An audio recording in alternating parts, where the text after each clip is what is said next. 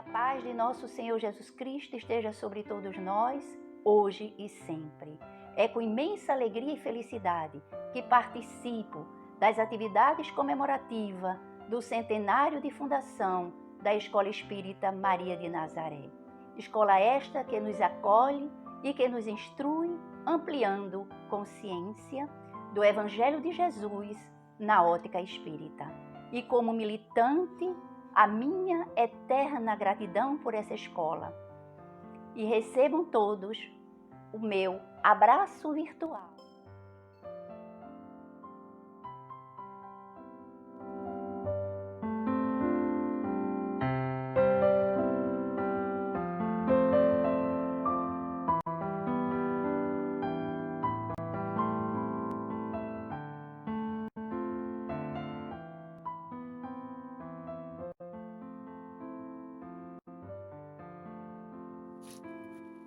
Saudações fraternas a todos os que fazem a família espírita da Escola Espírita Maria de Nazaré, que neste mês de setembro comemora 100 anos de trabalho ininterrupto na seara do Mestre Jesus.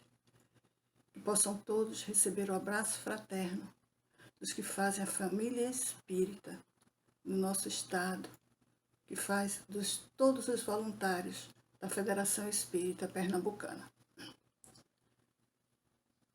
Tem um pequeno trecho de uma mensagem do Espírito de Djalma Montenegro de Farias, a psicografia de Divaldo Franco, que diz assim: cuidemos zelosamente da propaganda do Espiritismo, vivendo os postulados da fé, honrando o templo espírita e iluminando as almas que o buscam esfaimadas de pão espiritual.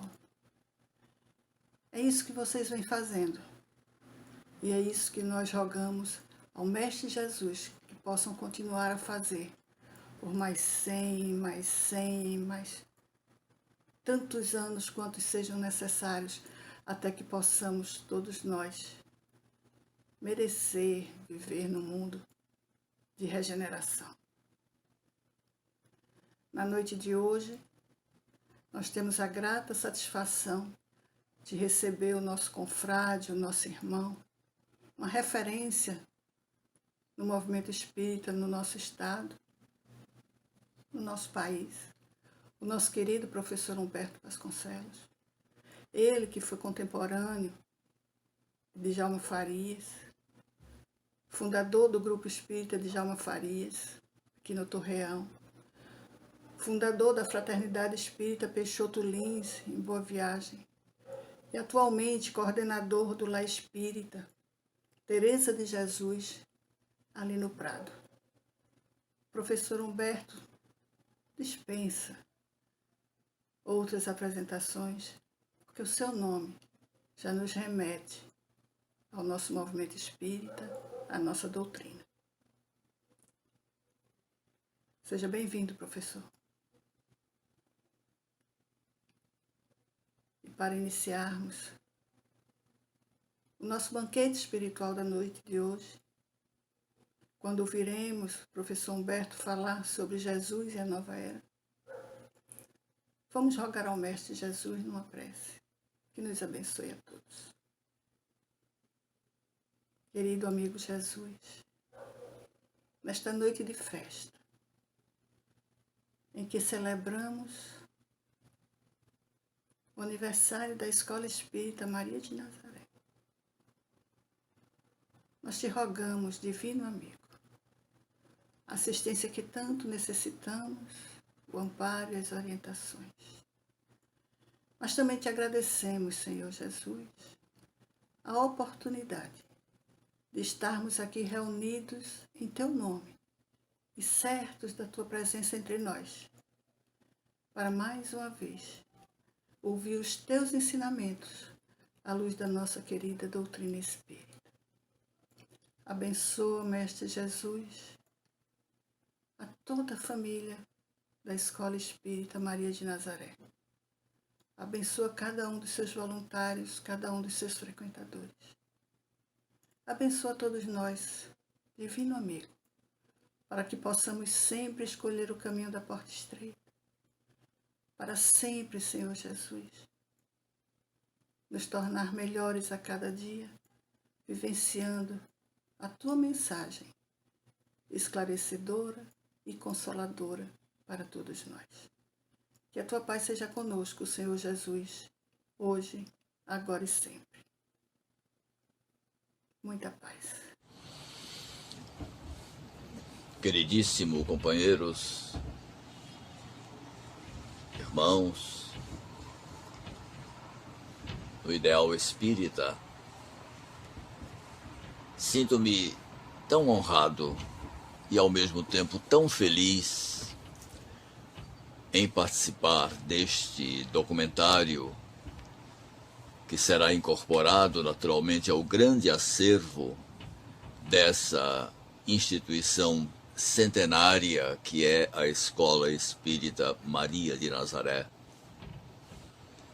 Exatamente porque nos primórdios de minha participação na seara espírita, fui um frequentador, de certa forma, assíduo dessa instituição. Era ainda um garoto, mal saído da adolescência,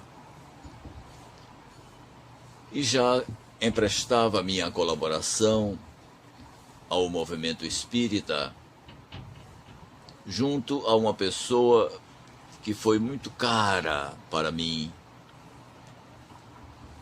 que foi Blandina Filipine Ferreira, uma das presidentes da Comissão Estadual de Espiritismo. E ela me fez mensageiro jovem da palavra do Espiritismo em muitas casas espíritas nos arredores do Recife.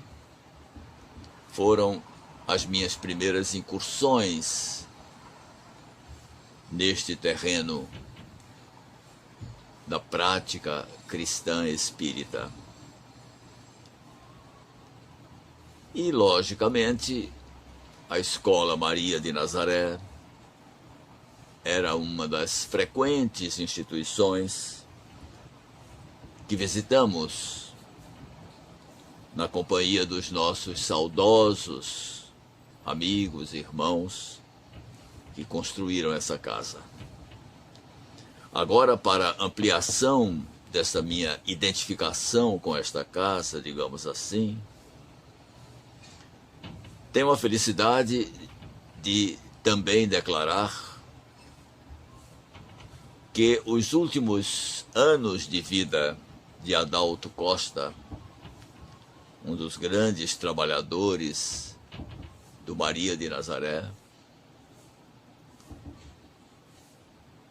teve a oportunidade de incorporar-se à instituição espírita que nós compomos, que nós dirigimos, que é a Fraternidade Peixotinho, quando ele se mudou para o bairro de Boa Viagem. E seus últimos dias entre nós, a terra, foram vividos, vamos dizer, no nosso convívio. E sinto a alegria de me lembrar como ele se desincumbia de forma feliz, alegre, das oportunidades que lhe oferecemos na tribuna do Peixotinho para fazer a prece inicial dos nossos trabalhos. Ele antes fazia uma espécie de introdução à prece, sempre muito interessante, e depois ele nos beneficiava com a sua prece. Sorte que para nós, para mim particularmente, como velho batalhador do Espiritismo entre nós, esta oportunidade me é muito honrosa e, ao mesmo tempo, me deixa muito alegre, porque é este velho batalhador encontrando-se com um jovem, os primeiros anos de batalha, as primeiras emoções, em nome de uma instituição tão integrada no movimento espírita, a Comissão Estadual do Espiritismo. Muito bem, iniciamos nossas palavras com outra confissão. No Evangelho de Jesus, nada me perturba tanto e, ao mesmo tempo, tanto me enternece como a percepção da solidão brutal que os homens impuseram ao Mestre Nazareno do começo ao fim de seus breves dias entre nós. E declaro mais ainda, dor maior eu sinto quando noto a ausência de Jesus entre nós, cristãos espíritas, que o recebemos nestes tempos de tantas luzes, na generosa condição de Consolador. Consolador é uma palavra antiga, vem do latim, nossa língua mãe, é formada pela junção da preposição com ao adjetivo solos, consolos, que me faz lembrar, inclusive, um registro poético dos mais admiráveis de uma poetisa latino-americana que tanto se identificou com o nosso país, que foi Gabriela Mistral. Ela declara, em outras palavras, num dos seus poemas mais admiráveis, que não sofre o látego da solidão, aquele que ama, proclama essa poetisa. Então, se nós amamos, não estaremos sós. E esta é, sem dúvida nenhuma, a condição daqueles que recebem a mensagem de Jesus e a sua visita em nosso meio, na condição de Consolador, acudindo-nos nessa condição que é muito apropriada ao espírita, ao fato de sermos trabalhadores da última hora. Como trabalhadores da última hora, já percutem em nossa alma as recomendações do nosso querido Emmanuel, o grande mordomo do Evangelho de Jesus para todos nós, quando nos lembra a convocação que recebemos está registrada numa carta de Pedro: pois para isto fostes chamados.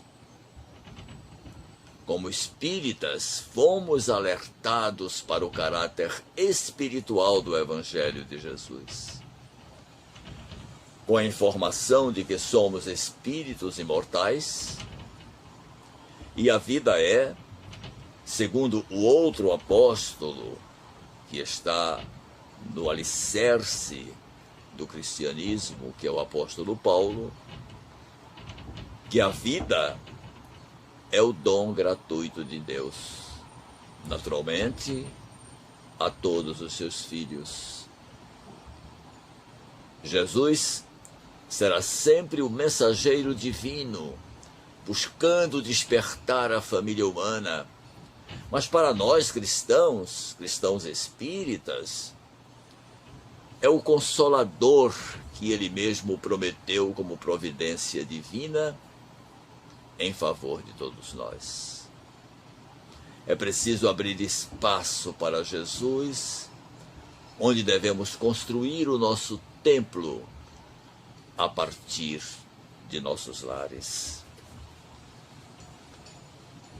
Então, é muito interessante que nos lembremos de que deveremos banir de nós os chamados envoltórios da ilusão. Temos de banir a vaidade, temos de banir o orgulho e temos de convocar para a nossa vida em todos os tempos, em todos os momentos, a alegria de servir, o júbilo de participar desta convocação divinal. E então Jesus deverá ser uma constante em nossa vida, exatamente impedindo, como o grande dique, que os nossos vícios do passado se precipitem sobre nós na forma desses monstros devoradores da alma, que são, naturalmente, a vaidade exacerbada, o orgulho incompatível com toda a construção cristã e a ausência, muitas vezes, daquele entusiasmo que é indispensável àquele que trabalha em nome de Deus. De sorte que, voltando ao tema da solidão, que nós temos de combater com o nosso testemunho diário de absoluta adesão à proposta cristã, voltando a esse tema, declaramos que essa solidão de Jesus dos seus primeiros momentos, que infelizmente, inclusive continua pelos dias de hoje, de certa forma, era agravada por diversos fatores. Ele era, como é, o portador da mensagem do Pai Eterno, de cuja unidade compartilhava. E Jesus conhecia o abismo existente entre ele e o mundo em que havia mergulhado. Tanto que declara que o seu reino não é deste mundo, mas não impediu essa sua percepção que ele se declarasse disposto a incorporar-nos exatamente na unidade que ele pactua com o próprio Pai. Ele se dizia e é uno com Deus. E a sua mensagem, e o seu trabalho, e a sua missão era a de incorporar o homem exatamente a esta unidade. E um dos aspectos que agravavam esse abismo existente, infelizmente, entre Jesus e nós, era o aspecto da linguagem. E este seria o seu primeiro desafio. Fez, por isso, uso do método que ainda hoje nós utilizamos para nos comunicarmos com as crianças. Usou de parábolas, isto é, contou histórias para ser melhor entendido. Aos discípulos que escolheu, revelou a razão do método.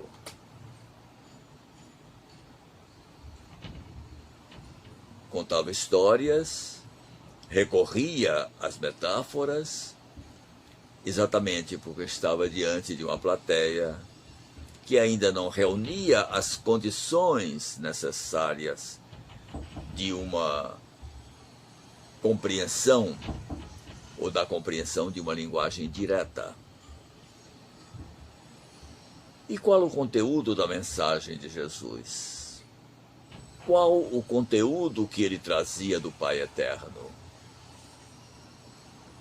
Não deveria ser simples, até porque é ainda hoje complexa, de muito difícil compreensão. Pretendia duas coisas fundamentais: substituir o orgulho pela humildade e o egoísmo pela caridade.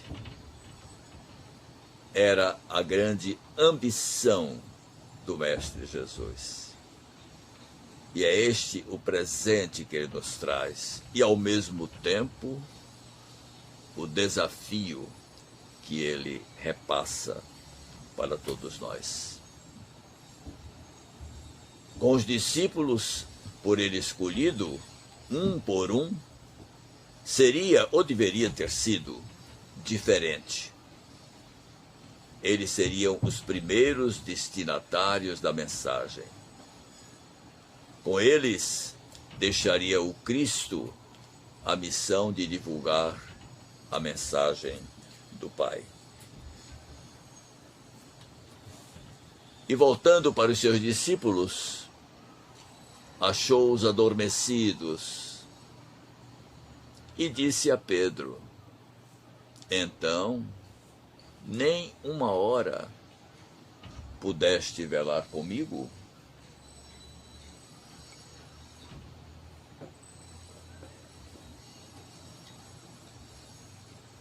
Jesus veio à Terra acordar os homens para a vida maior. E, em verdade, se ainda não podemos permanecer com o Cristo, ao menos uma hora, como pretendemos a divina união para a eternidade? Esta é uma outra advertência generosa do nosso querido Emmanuel, no livrinho fantástico com que ele inicia uma coleção que faz parte dos nossos livros de cabeceira, que é Caminho, Verdade e Vida. As portas das casas e hospedarias, ao tempo em que Jesus nos visita em pessoa, mergulhando na dimensão humana, as portas das casas e hospedarias permaneceram cerradas, indiferentes à angústia do casal que procurava abrigo para a criança que estava por nascer. Hoje, mais de 2 milênios passados desse triste sinal da indiferença humana, ainda portas permanecem fechadas aos rogos do doce peregrino. São as portas do coração humano, mesmo entre aqueles que o louvam com os lábios. Assim foi na chegada de Jesus, assim permaneceu na partida. Dos 4 evangelhos sinópticos, o relato de João deixa muito claro o registro da solidão do inesquecível embaixador celeste. Alguns denominam os últimos momentos de Jesus com seus discípulos como a oração sacerdotal do Cristo. Outros tratam o momento com outros títulos, mas há uma certa angústia de solidão no relato do evangelista. Não rogo somente por estes, mas também por aqueles que vierem a crer em mim por intermédio de sua palavra, a fim de que todos sejam um. E como és tu, ó Pai, em mim e eu em ti, dirá o Mestre, também sejam eles em nós, para que o mundo creia que tu me enviaste. Isso está no capítulo 17 do Evangelho do chamado discípulo bem-amado João, versículos 20 e 21.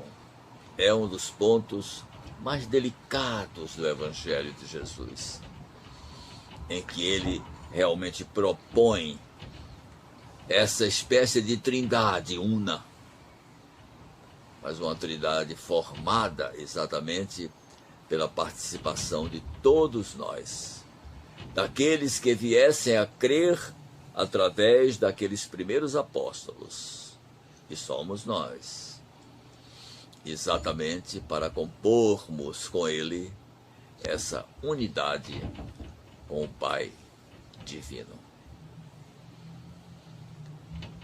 O Mestre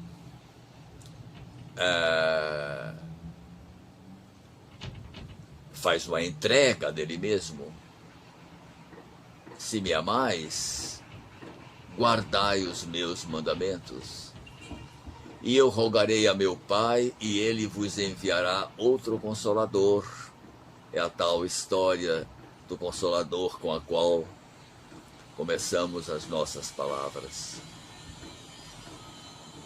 a fim de que fique eternamente convosco o Espírito de verdade, que o mundo não pode receber porque não o vê e absolutamente não o conhece.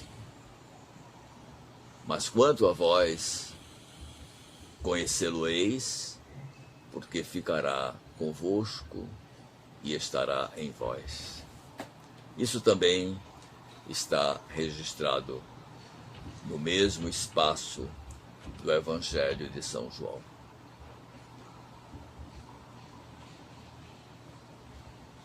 Somos espíritas, Compreendemos o que isto quer dizer?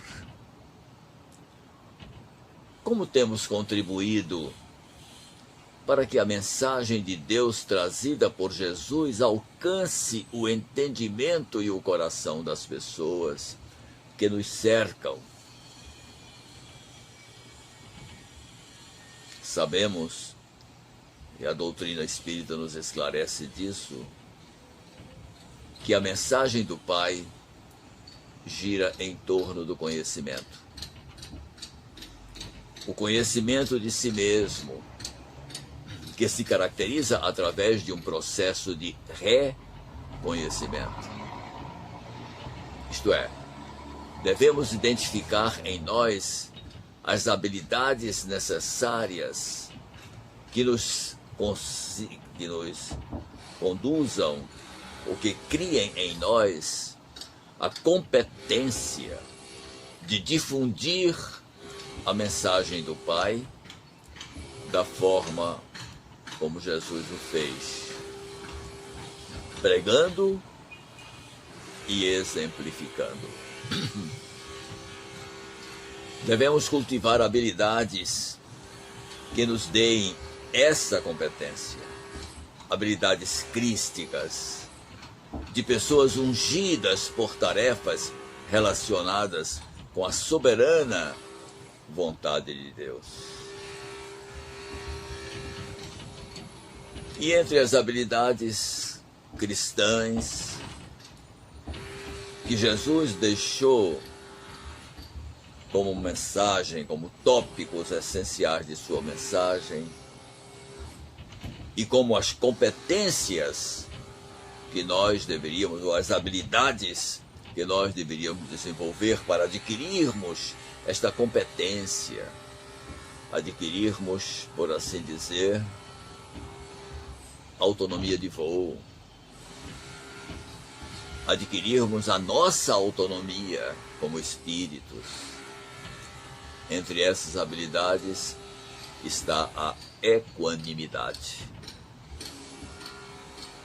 É a grande propriedade de sermos equânimes, de sermos iguais,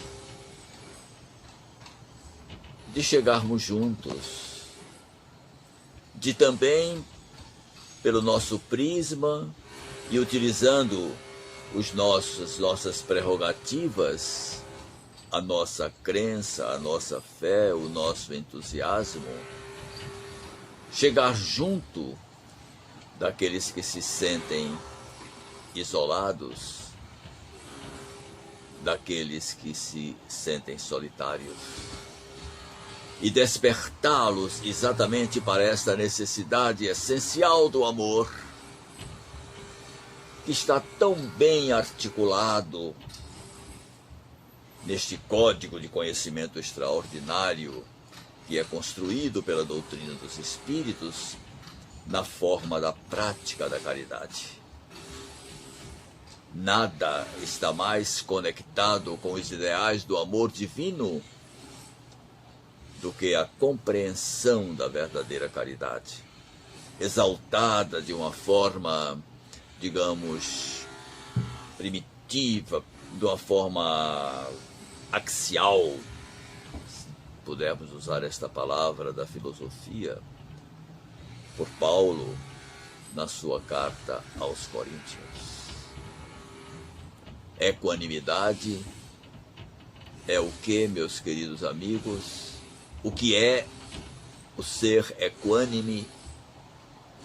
É aquele que deve ser abundante na justiça e pródigo no amor. Duas colunas fundamentais. Que a nossa justiça seja abundante e que o nosso amor tenha a constância dos gestos que são devidos, digamos assim, a fé, a convicção. Servindo sob tais inspirações, nós atingiremos este ideal da caridade. E para atingirmos esse objetivo, Jesus nos deixa duas parábolas que são admiráveis. E todos nós conhecemos, estou falando para uma plateia espírita e para uma escola espírita, que eu conheço há mais de 70 anos de militância. Então ele nos deixa duas parábolas extraordinárias. A parábola do joio crescendo com o trigo, que está registrada por Mateus e por Lucas, e a parábola do bom samaritano. Oh, a construção da equanimidade se faz absolutamente possível à compreensão nossa, ainda escassa, porque ainda padecemos desse distanciamento que tanto nos tem feito sofrer ao longo de milênios, que é o distanciamento realmente com os ideais eternos, os ideais da vida eterna, para os quais nós fomos convocados pelo Pai, que nos deu todas as ferramentas necessárias à construção dessa compreensão. Duas parábolas notáveis, que vão evitar, pela sua compreensão devida, que nós nos comportemos como seres vaidosos, egoístas, orgulhosos. Duas parábolas extraordinárias que são dois diques a essas emoções tão desarticuladas com a destinação da alma humana, que são esses vícios e que trazemos como vivências passadas, meus irmãos. Por isso que temos tanta dificuldade em vencê-las, exatamente porque elas estão ainda impregnando a nossa alma. E então vem a lição de Jesus. Deveremos fazer um esforço para perder esta impregnação material e, sobretudo, para começarmos a estabelecer uma espécie de relacionamento, digamos, suave, relacionamento maduro com essas emoções que ainda se acham depositadas em nosso inconsciente. E por isso é tão difícil que venhamos a esquecê-las. A parábola do joio crescendo com o trigo. E é tantas vezes ensaiada por Jesus, quando abraça Zaqueu de um lado e Maria Madalena do outro lado. Ele está exatamente permitindo que o considerado joio cresça naquela que ainda não havia revelado as suas prerrogativas santas de verdadeiro trigo de Deus, que foi e que é, em nossa memória, Maria Madalena. E a parábola do bom samaritano seria, naturalmente, completamente dispensável que neste momento eu ocupasse a atenção desses queridos amigos que compartilham neste momento histórico tão importante para nós espíritas de Pernambuco. Se nós quiséssemos trazer os conteúdos da parábola do bom samaritano. Mas esta parábola do bom samaritano é a parábola da equanimidade. Em primeiro lugar, Jesus associa dois seres que se presumiam historicamente distanciados,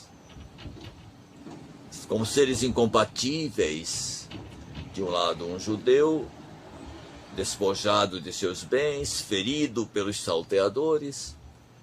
Do outro lado, um samaritano ocupado naturalmente de suas obrigações, de suas tarefas diárias, e que havia percebido, e que lição extraordinária essa lição da parábola dos semeadores, porque ela ainda hoje percute em nossos espíritos, sobretudo depois das claridades da doutrina espírita,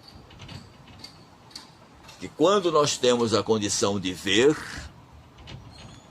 nós assumimos um compromisso.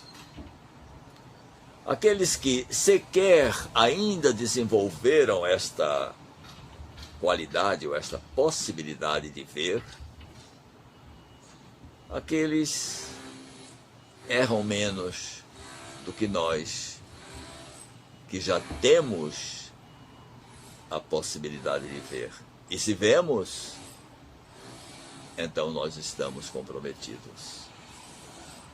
É este o compromisso que, ao invés de pesar sobre os nossos ombros como uma carga insuportável, deve ser saudada pelos nossos corações. Esta carga deve ser saudada pelos nossos corações como a expressão da confiança excelsa do Pai em nós. Ele sabe que nós seremos capazes de dialogar com Ele, aceitando realmente as tarefas de um samaritano moderno. Não podemos falhar, porque desde aqueles primórdios de que lhe falei na minha militância espírita, tentam me convencer de que eu sou um dos trabalhadores da última hora. E eu estou plenamente convencido disso, se não fossem pelos sinais e pelos conhecimentos desta potentosa doutrina espírita, seria pelo avançar das horas, pelo avançar dos tempos, pelo avançar da minha idade. Como sinto que a terra cresce em torno de mim, não geograficamente, mas certamente dentro dessa dimensão espiritual, trazendo novos desafios, revelando retumbantes conhecimentos, transformando-se em cada dia num verdadeiro e admirável mundo novo. E se eu não construo as competências mínimas ou as habilidades mínimas para lidar com esta nova realidade do planeta, ai de mim, não terei condições de voltar a ele. E isso já desperta na minha alma uma saudade profunda do planeta.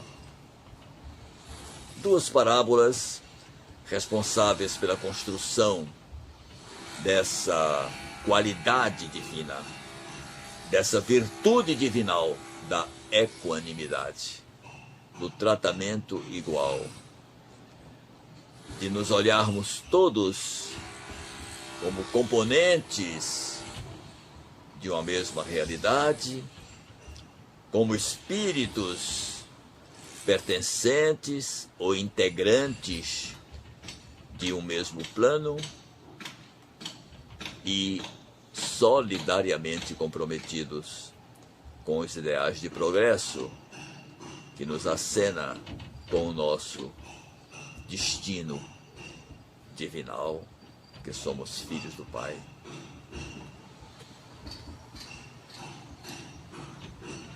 Entre essas habilidades crísticas ou cristãs, está também o combate sem tréguas contra qualquer forma de avareza. Qualquer ideia de avareza contamina o espírito humano de uma forma terrivelmente comprometedora. Não podemos ser avaros,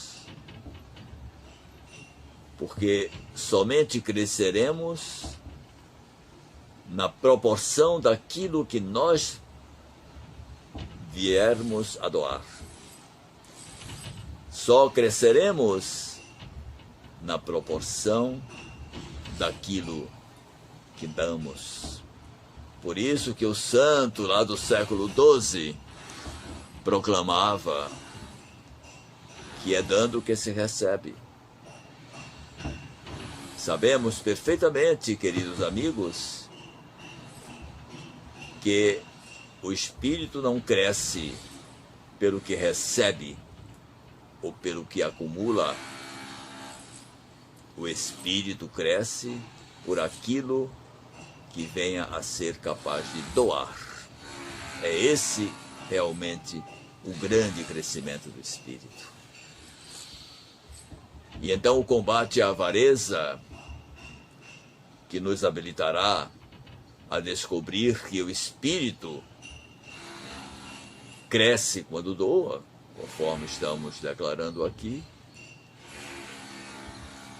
e não quando recebe ou acumula, que Jesus nos conta, que Jesus nos deixa como exercício de aquisição de novas habilidades, exatamente com a parábola dos silos abarrotados. Daquele que está impregnado realmente pelos valores de ordem material. Daquele que se deixa dominar exatamente pela preocupação de acumulação desses valores e que, em razão disso, naturalmente, esquecendo que todos os valores de ordem material estão contaminados pela impermanência da matéria. Então deseja ele construir novos silos, deseja ele construir novos depósitos para abarrotá-los todos e garantir anos e anos de prosperidade, de serenidade e de paz. Pobre alma, mal sabe ele que ainda esta noite sua alma lhe será tirada. Soará para ele aquele gongo final e vai dizer: chegou a tua hora. É necessário que faças a grande viagem, que terá uma volta programada, sim, mas Deus sabe como, e somente Deus sabe como, com a sua generosidade, prover-nos para novas investidas no plano material. A parábola dos silos abarrotados é uma parábola que pretende que nós combatamos o quê? A avareza, porque a avareza é incompatível com os nossos ideais de progresso e com a compreensão que nós temos hoje de que a lei do progresso é uma lei de Deus, é uma lei universal e que nos obriga moralmente como colaboradores do Pai. É a grande obrigação moral.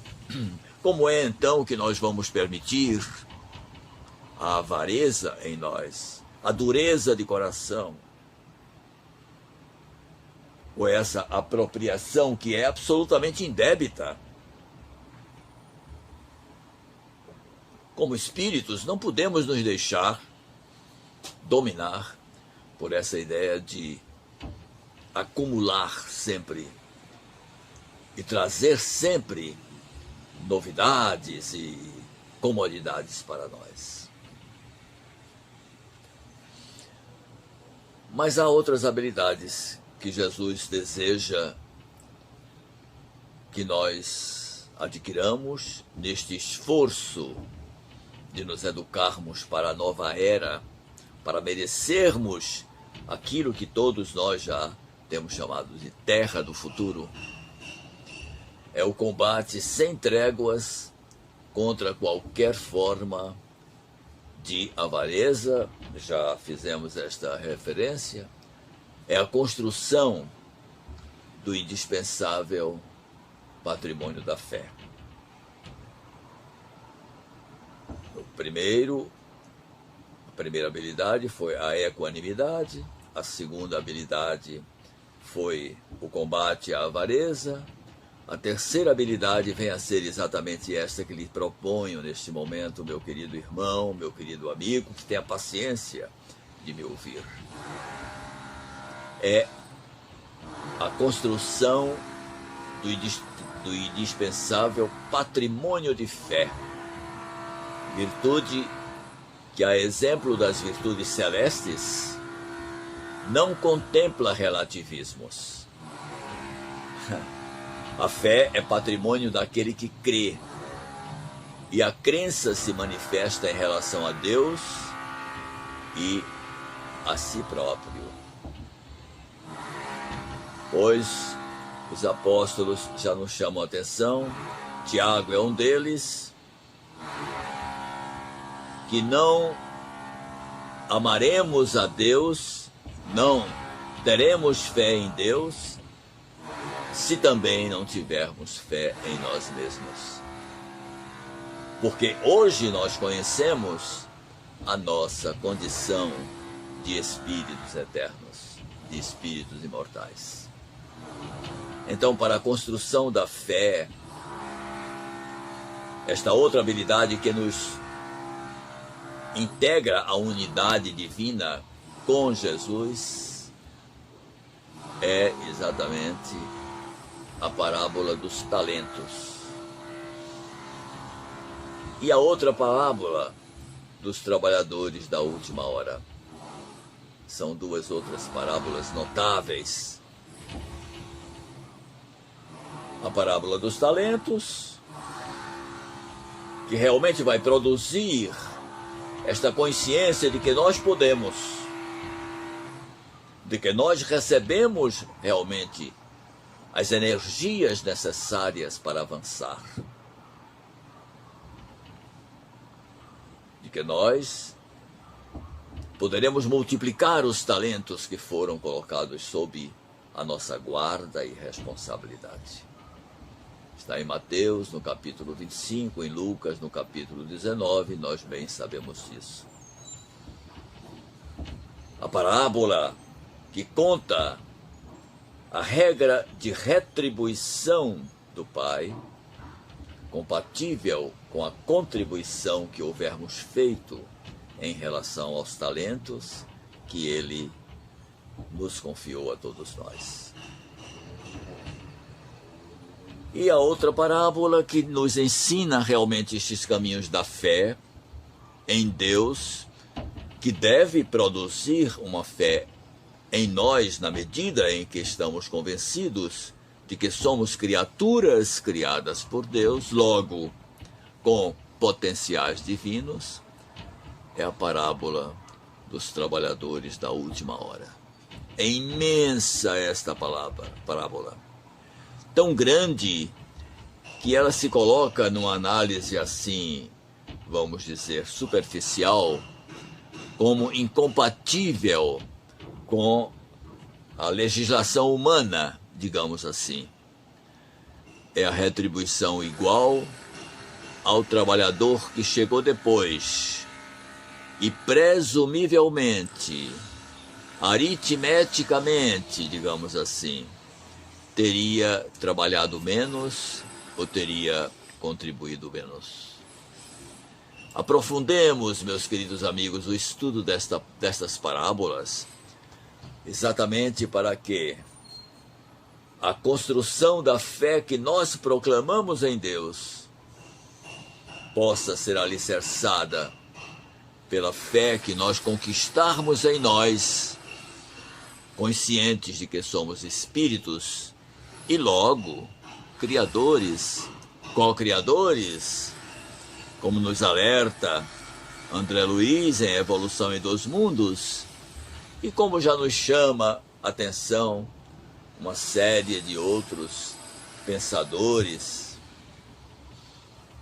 que sequer foram espíritas, mas entenderam realmente que nós, como espíritos humanos, realmente temos um grande desafio. Por isso que o Evangelho, que alberga estas parábolas, responsáveis por novas habilidades que deveremos construir para nós, este Evangelho realmente é o grande propósito, a grande arma, ou o grande caminho que nós temos, não de nos transformarmos em santos.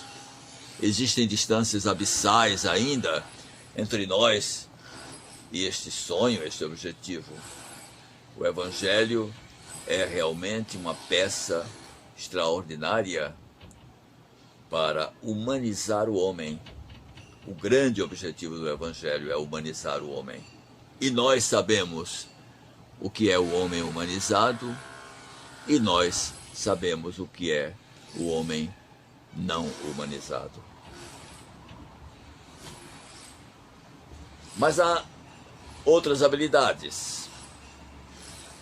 A habilidade da perseverança, da qual ainda hoje Jesus nos dá testemunho. Nunca me esqueço de um livrinho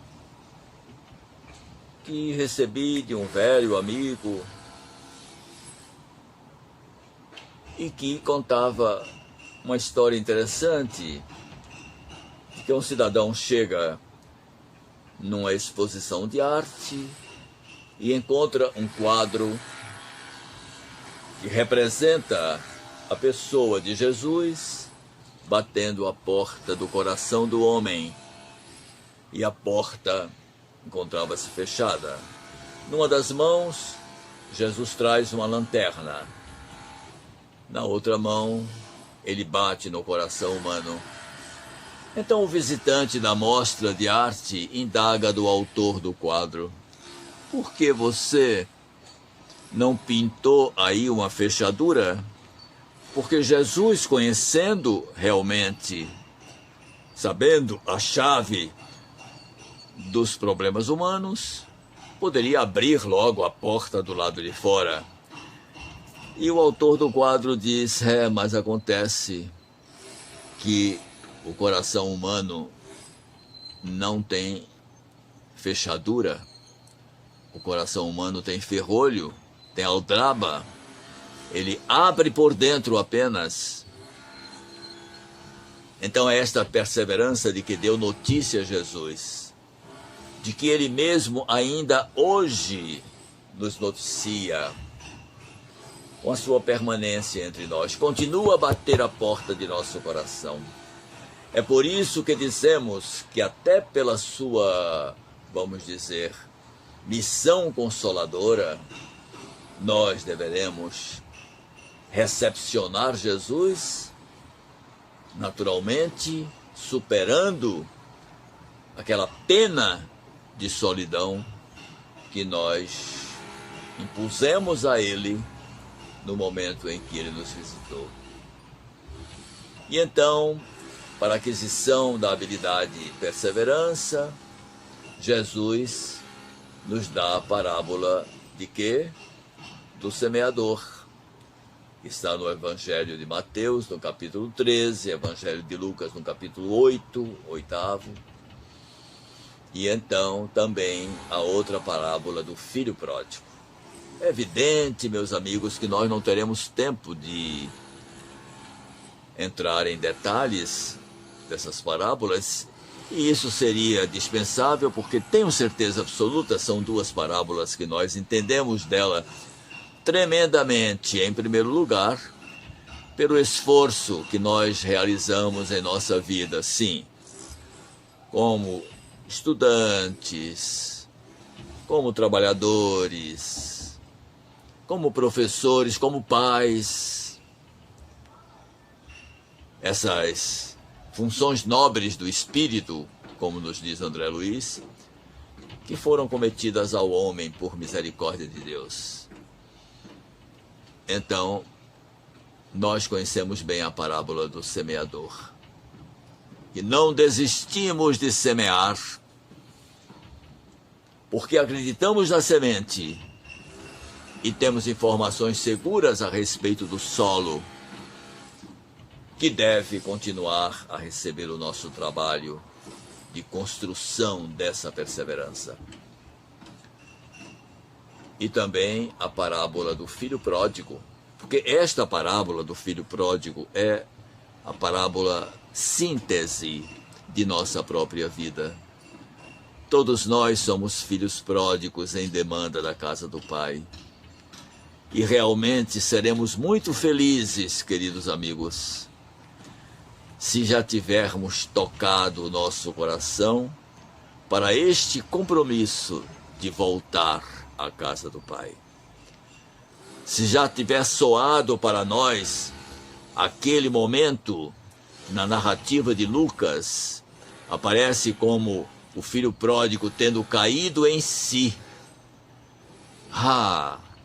Se já soou esta hora de nós cairmos na realidade de nós mesmos, então nós temos a consciência de que somos filhos pródigos em busca deste retorno, porque tendo conhecido os depósitos de amor que recebemos do Pai, sabemos que nada pode substituir esses extraordinários valores em nossa vida. E aí está, meus queridos amigos, o propósito que quis trazer-lhes para hoje. A doutrina espírita nos favorece realmente com todos os meios necessários para criarmos essas habilidades. A equanimidade, a perseverança, a fé, a justiça, a misericórdia e todas as manifestações do espírito humano. A arte de doar-se, a doação realmente que nos completa e nos faz crescer. Um dos grandes consolos da doutrina espírita está exatamente nisto.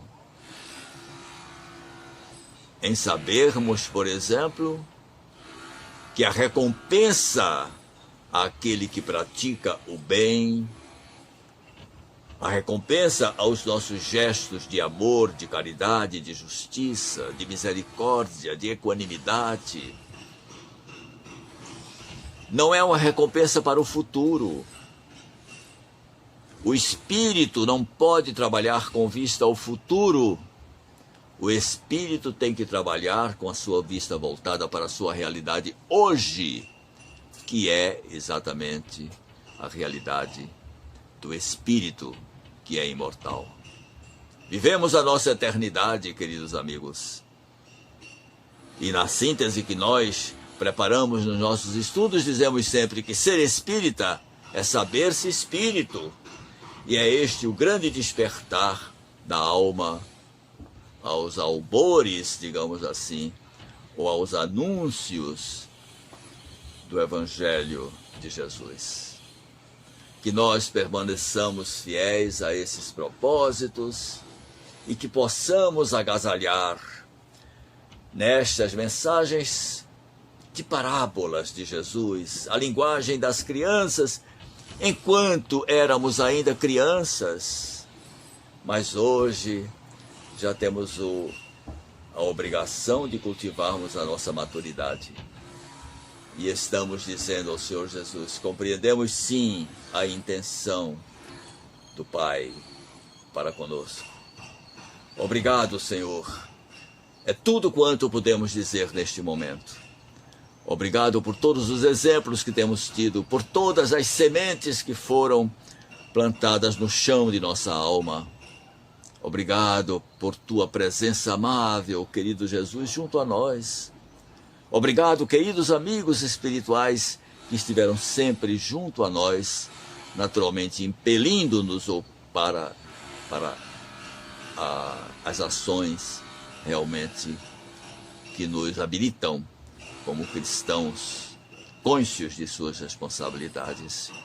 E isto será para nós uma recompensa hoje. Quem faz o bem recebe uma recompensa imediata. Este é o grande consolo da doutrina espírita.